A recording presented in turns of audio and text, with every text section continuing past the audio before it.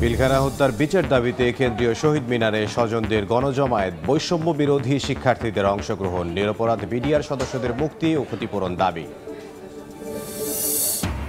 প্রত্যর্পণের আহ্বানের মধ্যেই শেখ হাসিনার ভিসার মেয়াদ বাড়ালো ভারত। হিন্দুস্তান টাইমসের প্রতিবেদন, জানা যায়নি মেয়াদ মেলেনি ফেরত পাঠানোর ইঙ্গিত।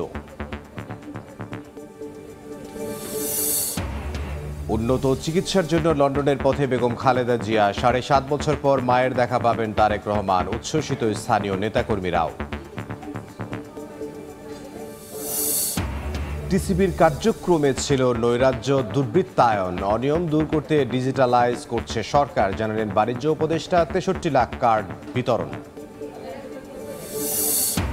এবং ঘন কুয়াশায় ঢেকে আছে রাজধানী, দেখা নেই সূর্যের। উত্তরাঞ্চল সহ বিভিন্ন জেলায় মৃদু শৈত্যপ্রবাহ, কনকনে ঠান্ডায় বেশি বিপাকে শ্রমজীবীরা।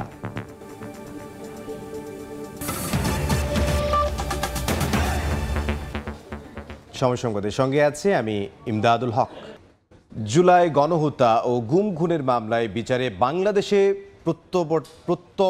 প্রত্যর্পণের আহ্বানের মধ্যেই শেখ হাসিনার ভিসার মেয়াদ বাড়ালো ভারত, এমন তথ্য জানিয়েছে হিন্দুস্তান টাইমসের প্রতিবেদন। জানা যায়নি মেয়াদ মেলেনি ফেরত পাঠানোরও ইঙ্গিত। এদিকে আনন্দবাজারের প্রতিবেদনেও বলা হয়েছে, দিল্লির ফরেন রিজিওনাল রেজিস্ট্রেশন অফিসের মাধ্যমে আবেদন করিয়ে শেখ হাসিনাকে ভারতে বসবাসের বৈধতা দেওয়া হয়েছে। মঙ্গলবার আওয়ামী লীগের শাসনামলে গুম ও জুলাই অভ্যুত্থানে গণহত্যায় জড়িত অভিযোগে শেখ হাসিনা সহ ৯৭ জনের পাসপোর্ট বাতিল করেছে অন্তর্বর্তী সরকার। এর মধ্যেই জানা গেল শেখ হাসিনার ভিসার মেয়াদ বাড়িয়েছে ভারত। দেশটির সংবাদ মাধ্যম হিন্দুস্তান টাইমসের প্রতিবেদনে উঠে এসেছে এমন তথ্য। নাম প্রকাশ না করার শর্তে সূত্রের বরাতে দ্য হিন্দুস্তান টাইমস জানায়, শেখ হাসিনা যেন ভারতে আরও সময় অবস্থান করতে পারেন সেজন্য তার ভিসার মেয়াদ বাড়ানো হয়েছে। এছাড়া তাকে কোনো ধরনের রাজনৈতিক আশ্রয় দেয়া হয়নি বলেও নিশ্চিত করেছে ওই সূত্র। কেননা ভারতে কাউকে রাজনৈতিক আশ্রয় দেওয়ার সুযোগ নেই। হাসিনার ভিসার মেয়াদ বাড়ানোর কাজটি করেছে ভারতের কেন্দ্রীয় স্বরাষ্ট্র মন্ত্রণালয়, আর পুরো প্রক্রিয়াটি সম্পন্ন করেছে লোকাল ফরেনার্স রিজিওনাল অফিস। এদিকে আনন্দবাজারের প্রতিবেদনও বলা হয়েছে, দিল্লির ফরেন রিজিওনাল রেজিস্ট্রেশন অফিসের মাধ্যমে আবেদন করিয়ে শেখ হাসিনাকে ভারতে বসবাসের বৈধতা দেওয়া হয়েছে। তবে কতদিনের জন্য এই ছাড়পত্র দেওয়া হয়েছে তা এখনও স্পষ্ট নয়। হাসিনাকে বাংলাদেশে ফেরত পাঠানোর প্রশ্ন উঠছে না বলেও ইঙ্গিত দেওয়া হয়েছে প্রতিবেদনে। উন্নত চিকিৎসার জন্য লন্ডনের পথে বিএনপি চেয়ারপারসন বেগম খালেদা জিয়া। মঙ্গলবার রাত 11:15টার দিকে তাঁকে বহনকারী এয়ার অ্যাম্বুলেন্সটি উড্ডয়ন করে। এর আগে হাজার হাজার নেতাকর্মীর ভিড় ঠেলে বিমানবন্দরে পৌঁছায় বেগম জিয়ার গাড়িবহর। মেডিকেল বোর্ডের ৬ চিকিৎসক সহ বিএনপি চেয়ারপারসনের সফরসঙ্গী ১৫ জন। সুস্থ হয়ে নেত্রী দেশে ফিরবেন এমন প্রত্যাশা দলটির মহাসচিব মির্জা ফখরুল ইসলাম আলমগীরের। মঙ্গলবার রাত ৮টা ১৫ রাজধানীর গুলশান ২-এর ৭৯ নম্বর রোডের বাসভবন ফিরোজার রাস্তায় শত শত নেতাকর্মী, স্লোগানে মুখর পুরো এলাকা। দীর্ঘদিন ধরে অসুস্থ বিএনপি চেয়ারপারসন বেগম খালেদা জিয়াকে এক নজর দেখতে গাড়িবহর ঘিরে এই উদ্দীপনা। নেতাকর্মীদের ভিড়ে গাড়িবহরটি আগায় অত্যন্ত ধীর গতিতে। শুভেচ্ছা আর শুভকামনায় সিক্ত হন বিএনপি নেত্রী। গুলশান থেকে হযরত শাহজালাল আন্তর্জাতিক বিমানবন্দরে পথে পথে বেগম খালেদা জিয়াকে বিদায় জানাতে ব্যানার নিয়ে জড়ো হন অসংখ্য মানুষ। আবেগে আপ্লুত হয়ে গেছি যে আজকে আমাদের নেত্রী মুক্ত বাতাসে উনি দেশে বিদেশের মাটিতে সুচিকিৎসার জন্য যাবেন। স্বৈরাচারী শেখ হাসিনা পালিয়ে গেছেন, উনিও পালিয়ে যেতেন, তার নিজের চিকিৎসার কথা চিন্তা করতে, কিন্তু আমাদের নেত্রী, আমাদের মা, উনি কিন্তু কখনোই চিন্তা করেন না। উনি সবসময় দেশকে ভালোবেসেছেন। আমাদের খুব আজকে আনন্দের বিষয় যে আমাদের মা আজকে তার ছেলের সাথে দেখা করতে যাচ্ছে। ভাষায় বলে প্রকাশ করার মতো না, তিনি আজকে বীরের বেশে চিকিৎসার জন্য বিদেশ যাচ্ছেন।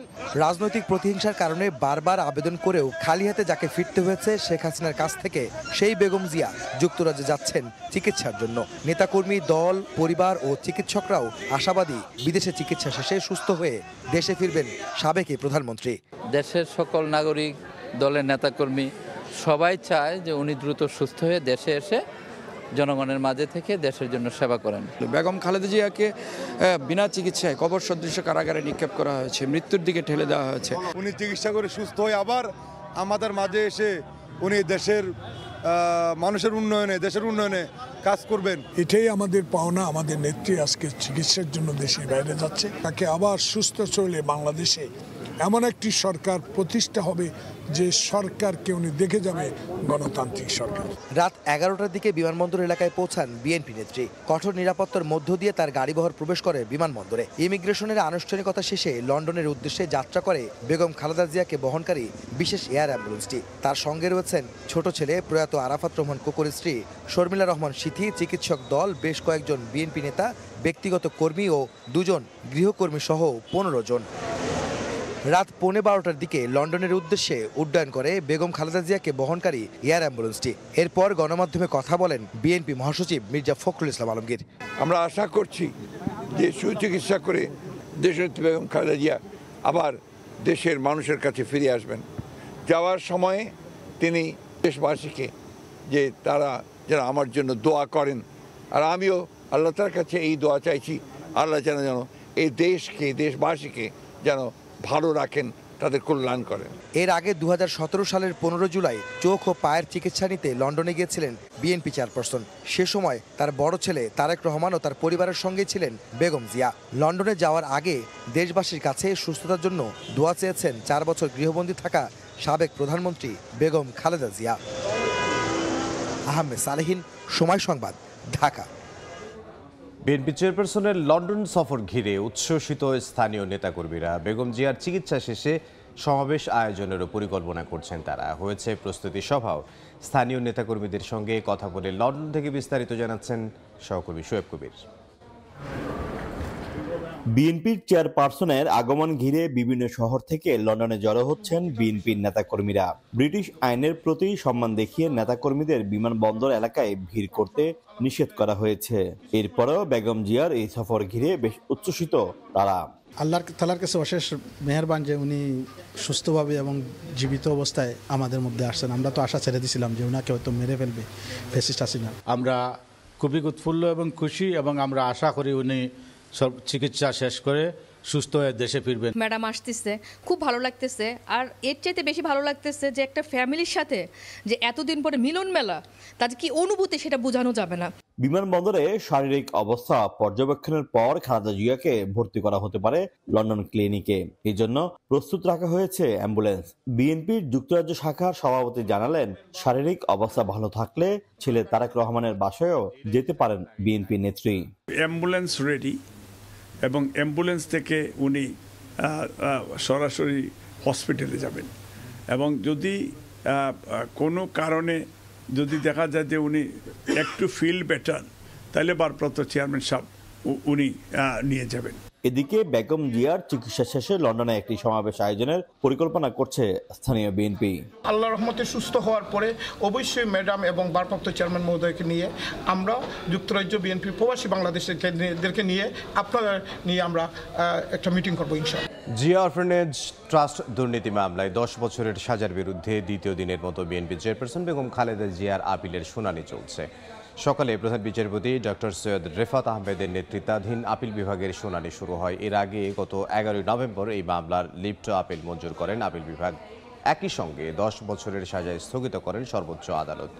পাশাপাশি আপিলের সার সংক্ষেপ 2 সপ্তাহের মধ্যে দাখিলের নির্দেশ দেওয়া হয়। 5 অগাস্ট শেখ হাসিনা সরকারের পতনের দিন বেগম খালেদা জিয়াকে মুক্তি দেওয়ার সিদ্ধান্ত হয়। পরদিন সাজা মওকুফ করে মুক্তি দিয়ে প্রজ্ঞাপন জারি করে রাষ্ট্রপতির কার্যালয়।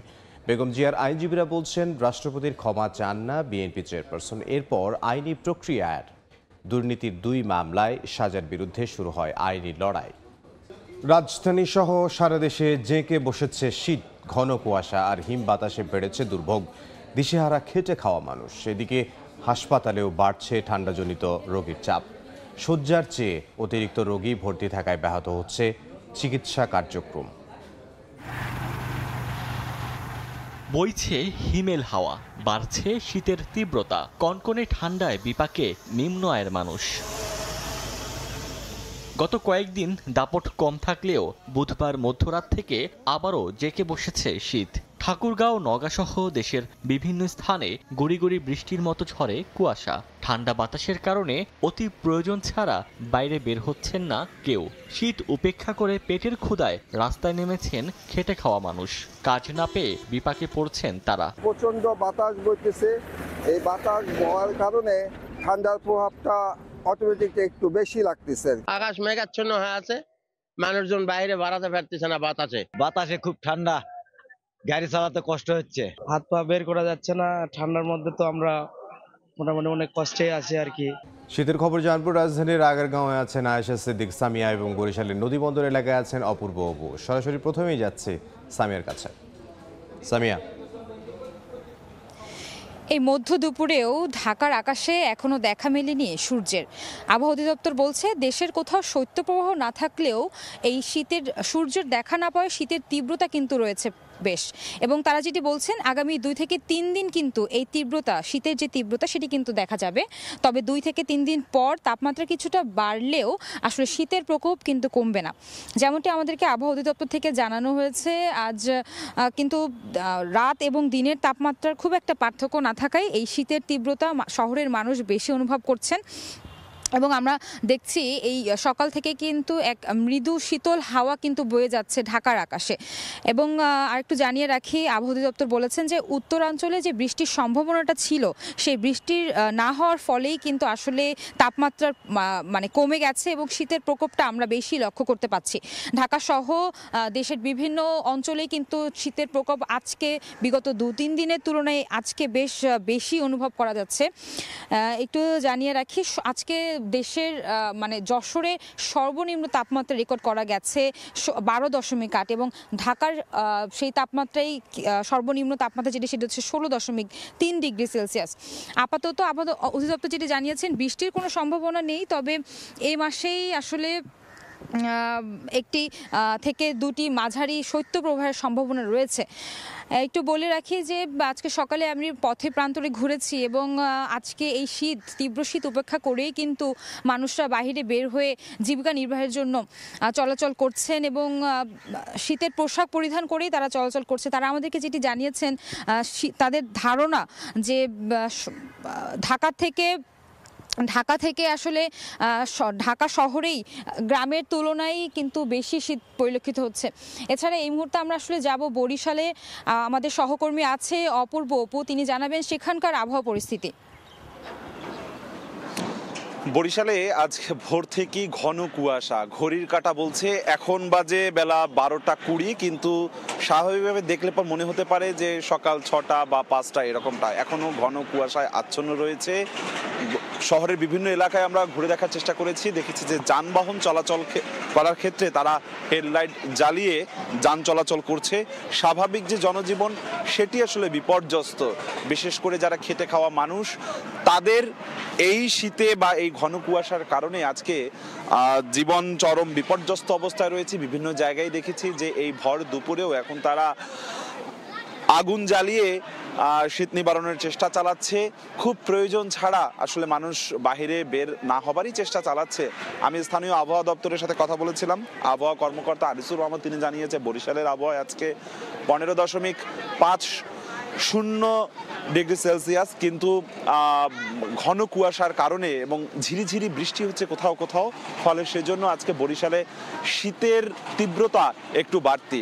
আসার সময় আমরা দেখেছি বরিশাল শহরের নগর ভবনের সামনে মহসিন মার্কেট এলাকার আশপাশ ঘিরে শীতের পোশাক বিক্রির কিন্তু ধুম চলছে। এর বাইরে আমরা গিয়েছিলাম বরিশাল শেরেবাংলা মেডিকেল কলেজ হাসপাতাল, সদর হাসপাতাল সহ বিভিন্ন স্বাস্থ্য কমপ্লেক্সও খোঁজ নেওয়ার চেষ্টা করেছি সকাল থেকে। এই শীতের কারণে ঠান্ডাজনিত রোগে আক্রান্ত হয়ে বিভিন্ন বয়সের মানুষ ভর্তি হয়ে চিকিৎসা নিচ্ছেন। চিকিৎসকরা বলছেন তাদের স্বাস্থ্যবিধি মেনে, যাতে করে বিশেষ করে শিশু এবং বৃদ্ধ তাদেরকে একটু সতর্কভাবে চলাচল করবার জন্য স্বাস্থ্যবিধি মেনে, তাতে করে তারা নানান রোগ থেকে পরিত্রাণ পাবে। আপনি যে ছবিটি দেখছেন এটি বরিশাল শহরের, আমরা আছি নদীবন্দর সংলগ্ন এলাকায় রয়েছি। দেখছেন যে এখানে আসলে মানুষ আসা যাওয়া করছে এখান থেকে, তবে বিভিন্ন মানুষই আসলে বলছে যে নৌ চলাচল আসলে ব্যাহত হচ্ছে।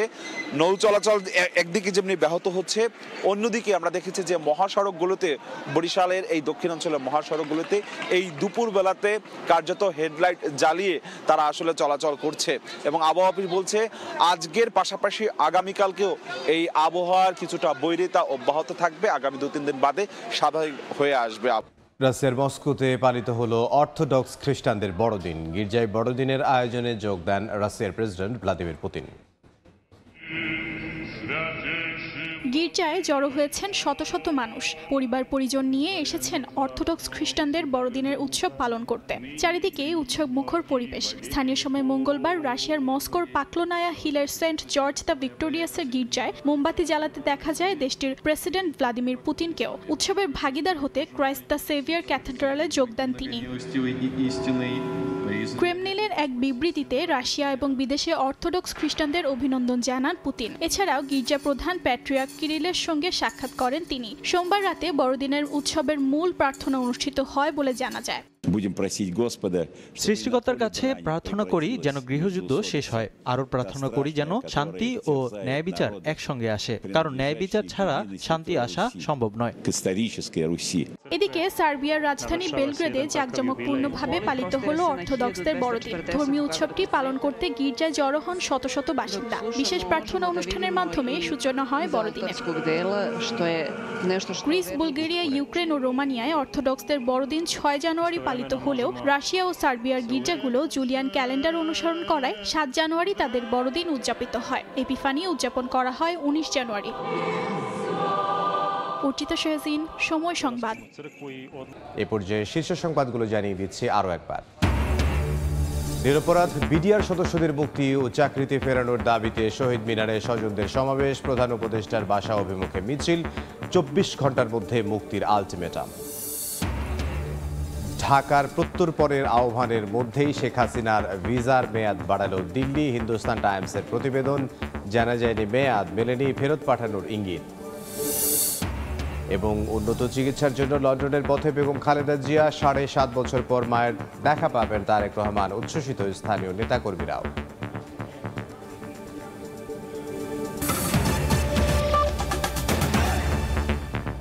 এই ছিল সময় সংবাদের সঙ্গে থাকুন সবাই।